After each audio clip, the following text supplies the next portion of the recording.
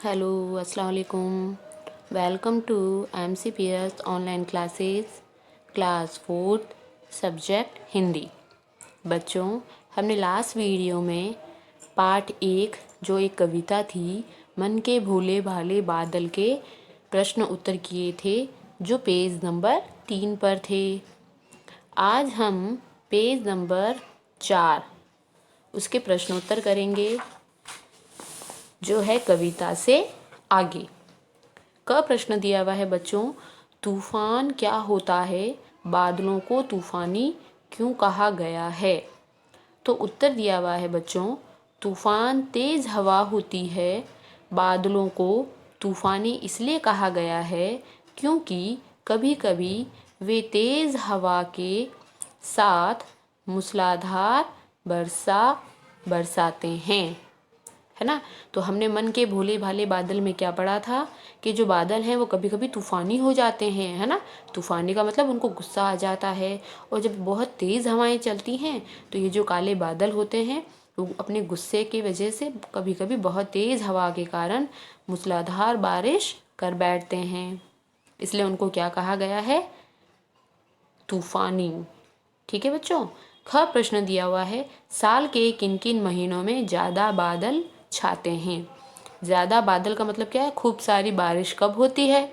तो आप भाई बोलोगे कि मैम जब हम स्कूल आना शुरू कर देते हैं जुलाई के महीने में, तब से बारिश आना शुरू कर देती है, तो हम कभी कभी भीगते हुए स्कूल आते हैं, है ना। तो हमारा उत्तर क्या हो जाएगा बच्चों, जुलाई और अगस्त के महीने में बहुत ज़्यादा बारिश आती है, मतलब बादल छा जाते हैं। ग प्रश्न दे दिया गया है, कविता में काले बादलों की बात की गई है, क्या बादल सचमुच काले होते हैं। तो आप क्या बोलोगे बच्चों कि हाँ मैम, जब हम आसमान में देखते हैं तो कभी हमें सफ़ेद बादल दिखाई देते हैं तो कभी हमें काले बादल दिखाई देते हैं। लेकिन उन्होंने पूछा है क्या सभी बादल सचमुच में काले होते हैं। तो उन्होंने बोला है उत्तर में, सभी बादल काले नहीं होते, कुछ बादल सफ़ेद भी होते हैं, जिनमें पानी नहीं भरा होता है बच्चों, वो सफ़ेद बादल होते हैं। और जब पानी खूब सारा भर जाता है बादलों में तो वो बादल काले होकर बारिश बरसा देते हैं। फिर घ प्रश्न दिया हुआ है बच्चों, कक्षा में आपको बातचीत करनी है और ये बताओ कि बादल किन किन रंगों के होते हैं। तो अभी हमने पढ़ा है ना, कुछ बादल सफ़ेद होते हैं और कुछ बादल काले होते हैं, है ना बच्चों। और जब आसमान साफ होता है तो कभी कभी आपको वो आसमानी भी दिखाई पड़ते हैं, है ना। फिर नीचे आपको पेज नंबर 4 में ही कैसे कैसे बादल कर एक प्रश्न है, क कि तरह तरह के बादलों के चित्र बनाने हैं। तो आप तो ड्राइंग करने में, चित्र बनाने में आप सभी होशियारी हैं, है ना। तो आपको पहले काले काले डरावने से बादल बनाने हैं, फिर सेकंड नंबर वाले में गुब्बारे से गालों वाले, मतलब फूला हुआ मुंह वाले बादल बना देना, फिर हल्के फुल्के सुहाने से बादल। तो आपको जैसे भी कलर करने हैं आप उनको अच्छे से कलर कर सकते हैं, और अच्छे अच्छे बादल आपको बनाने हैं अपनी बुक के अंदर ही। ठीक है बच्चों। फिर आपके पेज नंबर 5 पर आते हैं हम लोग। उसमें ऊपर की तरफ एक ख वाला प्रश्न दिया हुआ है। क्या दिया हुआ है बच्चों, कविता में बादलों को भोला कहा गया है, इसके अलावा बादलों के लिए और कौन कौन से शब्दों का इस्तेमाल हुआ है। नीचे लिखे हुए अधूरे शब्दों को आपको पूरा करना है। पहला अक्षर इन्होंने यहाँ पर दे दिया है बच्चों, जैसे माँ, शे, जी और तू। आपको उससे मिलते जुलते शब्द अपनी कविता में ढूंढने हैं और उनको पूरा करना है। तो हमने कविता जब पढ़ी थी तो उस कविता में बच्चों हमने पढ़ा था माँ से मत वाले, पढ़ा था ना। फिर हमने क्या पढ़ा था, जी से ज़िद्दी बादल, और शे से शैतान वाले बादल, और तू से तूफानी वाले बादल। ठीक है। तो आपको माँ से मतवाले करना है, स से शैतान, जी से ज़िद्दी और तू से तूफान। ठीक है बच्चों।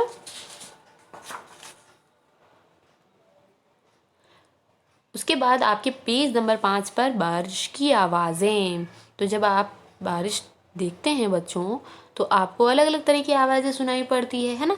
तो यहाँ पर भी आपको वही लिखना है, कुछ अपने थैलों से चुपके झर झर झर बरसाते पानी, पानी के बरसने की आवाज़ में झर झर झर शब्द आया है ना बच्चों। पानी बरसने की कुछ और आवाज़ें आपको लिखनी हैं। तो आप बोल दोगे आपने बहुत सारे गाने सुने हैं, आपने बहुत सारी आवाज़ें सुनी हैं, तो आपको वही शब्द यहाँ पे लिख देने हैं। छोटी छोटी क्लासों में भी आपने वो शब्द पढ़े होंगे, जैसे झर झर झर, उसी तरीके से टप टप टप, छप छप छप, टिप टिप टिप, रिम झिम। ठीक है, इस तरीके की वर्ड आपको अपनी नोटबुक में लिखने हैं। फिर नीचे कैसे कैसे पेड़ करके एक प्रश्न दिया हुआ है बच्चों। बादलों की तरह पेड़ भी अलग अलग आकार के होते हैं। कोई बरगद सा फैला हुआ पेड़ होता है, तो कोई नारियल के पेड़ के जैसा ऊंचा सा और सीधा सा पेड़ होता है। अपने आसपास अलग अलग तरह के पेड़ को देखो, तुम्हें उनमें कौन कौन से आकार दिखाई देते हैं। सब मिलकर पेड़ों के ऊपर एक कविता भी तैयार करो। तो ये आपको प्रश्न अपनी नोटबुक में नहीं करना है बच्चों, लेकिन आपको अपनी क्लास में ज़रूर डिस्कस करना है। तो आपके पेड़ों के ऊपर बहुत सारी कविताएं आती हैं बच्चों, वो कविताएं आपको याद करके आनी है या लिखनी है। कभी जब भी हमारे स्कूल के अंदर हमारी जब प्रेयर होगी तो हम उन कविताओं को आपसे ज़रूर सुनेंगे। ठीक है बच्चों, हमारा ये चैप्टर पूरा हो चुका है। आपको अपने बुक में आने वाले सारे प्रश्नों को अपनी नोटबुक में अच्छी से गुड हैंड राइटिंग से साफ सुथरा स्वच्छ काम करना है। लाइनों को छोड़ के आप आसानी से अच्छा सा काम कर सकते हैं बच्चों। आज के लिए इतना ही। अल्लाह हाफिज़।